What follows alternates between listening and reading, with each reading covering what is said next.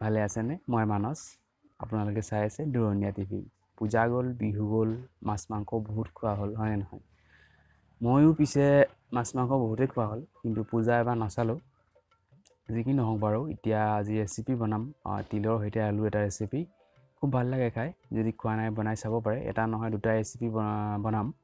ভিডিঅ'টো শেষলৈকে চাব। যদি ভিডিঅ'টো ভাল লাগে লাইক কমেণ্ট আৰু শ্বেয়াৰ কৰিবলৈ নাপাহৰিব। আপোনালোকে ভিডিঅ'বোৰ শ্বেয়াৰ কৰি দিবচোন। মোৰ ভিউজ কমি আহিছে লাহে লাহে। ইউটিউব চেনেল আৰু নাথাকিব যেন পাইছোঁ। তিলৰ সৈতে আলু বনাবলৈ কেৰাহীখন গৰম কৰি মই অলপমান তেল দি দিছোঁ, মিঠাতেল দিছোঁ।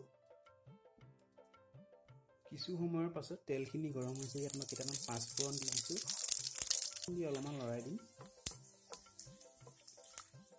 পিঁয়াজ সৰু সৰুকৈ কটা,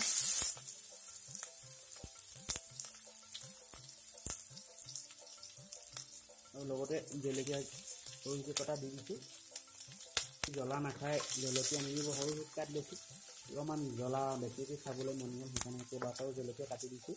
আৰু পিঁয়াজ এটা ডাঙৰ চাইজৰ পিঁয়াজ কাটি দিছোঁ সৰু সৰুকৈ। পিঁয়াজখিনি বাদামী ৰং বা ৰঙচুৱা কৰি নাভাজিলেও হৈ যাব, অলপমান ভাজি ল'লে তাৰপাছত ইয়াত মই আলুখিনি দি দিম। আলুখিনি বইল কৰি লোৱা আলু হয়, বাকলি নুগুচালোঁ, সৰু সৰু আলু যিহেতু নিমখ দি বইল কৰিছিলোঁ অলপমান। যদি ইচ্ছা কৰে বাকলি গুচাই নগ'লেও পাৰিব। আলুৰ বাকলিটো ভিটামিন থাকে ন, সেইকাৰণে ভিটামিন পেলাই নিদিওঁ আৰু, সেইকাৰণে আলু বাকলিখিনি দি দিছোঁ। সৰু আলু হয়, যদি ইচ্ছা কৰে ডাঙৰ আলু ব্যৱহাৰ কৰোঁ ক'লেও পাৰিব। মই সৰু সৰু আলু দিছোঁ। আলুখিনি অলপমান পিঁয়াজখিনিৰ লগত এনেকৈ ভাজি ল'ম।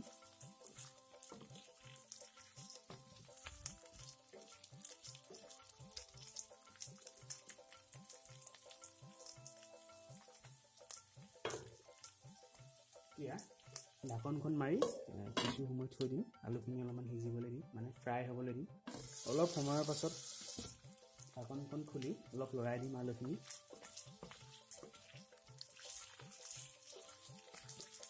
এতিয়া ইয়াত নিমখ হালধি সোৱাদ অনুসৰি নিমখ দি দিছোঁ। অলপমান জলকীয়া গুড়ি প্ৰায় 1 চামুচমান হ'ব। অলপমান আমৰ শুকান পাউডাৰ, আমচুৰ বুলি কয়, পাকেটত কিনিবলৈ পায়। যদি আছে দিব, যদি নাই নেলাগে দিবলৈ, অপশ্যনেল হয়। আৰু এটা বস্তু দিবলৈ পাহৰিছোঁ, হালধি দিবলৈ পাহৰিছোঁ। অসমীয়া খানা যেতিয়া হালধি দিবই লাগিব। এতিয়া গোটেইখিনি ভালকৈ মিক্স কৰি দিম আলুখিনিৰ লগত। আকৌ এতিয়া ঢাকনখন মাৰি কিছু সময় থৈ দিম। প্ৰায় 1 মিনিটমান পাছত আলুখিনি অলপ মছলাখিনি প্ৰায় সিজিবগৈ। এতিয়া ইয়াত মই তিলখিনি দি দিম। তিল বগা তিল দিছোঁ, ক'লা তিল দিওঁ ক'লেও পাৰিব। তিলখিনি অলপমান সময় পানীত তিয়াই থৈছিলোঁ মই, বা নহ'লে বা অলপমান টাৱাত অকণমান সেকি লৈ বা শুকানকৈ অলপমান খুন্দি দি ক'লেও পাৰিব। কথা কোৱা বিশেষ অভ্যাস নাই, আপোনালোকে গম পাই চাগে। চেষ্টা কৰি আছোঁ ভালকৈ কথা ক'বলৈ।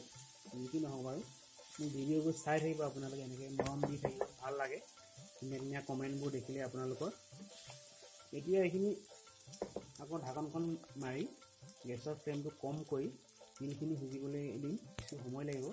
ঢাকনখন এতিয়া মাৰি দিম। অলপ সময়ৰ পাছত তিলৰ সৈতে আলু ৰেচিপিটো হৈ গৈছে। তিলবোৰ ৰঙচুৱা পৰিছে, আলুবোৰ ৰঙচুৱা পৰিছে। ৰেচিপিটো ইমানেই হৈ গ'ল। মই প্ৰথমতে কৈছিলোঁ আপোনালোকক যে আৰু এটা ৰেচিপি ক'ম বুলি। ৰেচিপি নহয়, ঠিক তিলৰ চাটনি আচলতে। আদা, নহৰু আৰু জলকীয়া দি তিল তিয়াই থৈ দিব অলপ দেৰি, মিক্সিত পিচি দিব। চাটনি খাই খুব ভাল লাগে। আপোনালোকে তিলৰ চাটনিটো ট্ৰাই কৰি চাব। আৰু তিলৰ পৰা যি তেল ওলায়, মানে তেল অলপ লাগে, সেইকাৰণে চাটনিখন আৰু খাই ভাল লাগে। ৰেচিপিটো ইমানেই আজিলৈ। ভিডিঅ'টো যদি মোৰ ভাল লাগিলে লাইক কমেণ্ট আৰু শ্বেয়াৰ কৰিবলৈ নাপাহৰিব। তেতিয়াহ'লে আকৌ লগ পাম। বাই বাই, ধন্যবাদ।